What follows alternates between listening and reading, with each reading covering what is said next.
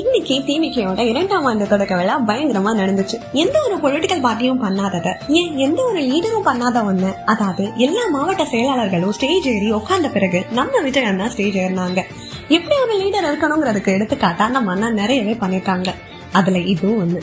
அதே போல விஜய் அண்ணாவோட கியூட்னஸ் கொஞ்சம் கூட குறையல. வந்து உட்கார்ந்தோன்னு அழகா ஹார்ட் காட்டினது, அண்ணன் பத்தி ஸ்டூடெண்ட்ஸ் பேசும்போது அழகா சிரிச்சது, அண்ணனை எதிர்காலத்தோட சிஎம்னு சொல்லும் போது லைட்டா வைக்கப்பட்டதுன்னு சொல்லிட்டே போலாம். பிரசாந்த் கிஷோர் சார், ராஜ்மோகன் சார், ஆதவ் அர்ஜுனா சார்னு எல்லாருமே நல்லா பேசினாங்க. அதை தொடர்ந்து நம்ம அண்ணாவும் பேச ஆரம்பிச்சாரு.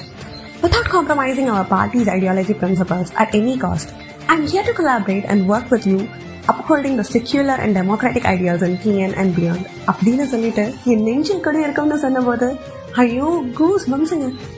ரூலிங் பார்ட்டி நம்ம மேல நிறைய கம்ப்ளைண்ட் வச்சிருக்காங்க, அதுக்கெல்லாம் ஆன்சர் பண்ண வேண்டாமா?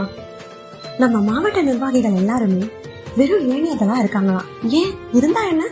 அன்னைக்கு அண்ணா எம்ஜிஆர் கூட இருந்தவங்களும் இளைஞர்கள் தானே அப்படின்னு சொன்னாரு நம்ம அண்ணா. கட்சி நிர்வாகிகள் எல்லாமே சாதாரண குடும்பத்துல இருந்து வந்திருக்காங்களாம். நம்ம கட்சியே எளிய மக்களுக்காக தானே, அப்போ நிர்வாகிகளும் சாதாரணமா தானே இருக்கணும்.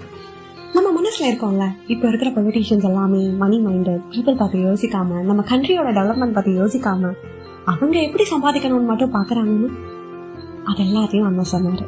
அண்ணனோட ஸ்பீச்சை பார்த்தா நிறைய இடத்துல நம்ம பேசணும்னு நினைக்கிறத அப்படியே சொல்ற மாதிரி ஃபீல் இருக்கும். அப்புறம் கூடிய சீக்கிரம் பூத் கமிட்டி மாநாடு நடக்கும்னு சொன்னாரு. அப்போ டிவிகே எதுக்கும் சலிச்சதில்ல, டிவிகேயோட பவர் என்னன்னு அன்னைக்கு தெரியும்னு சொன்னாரு.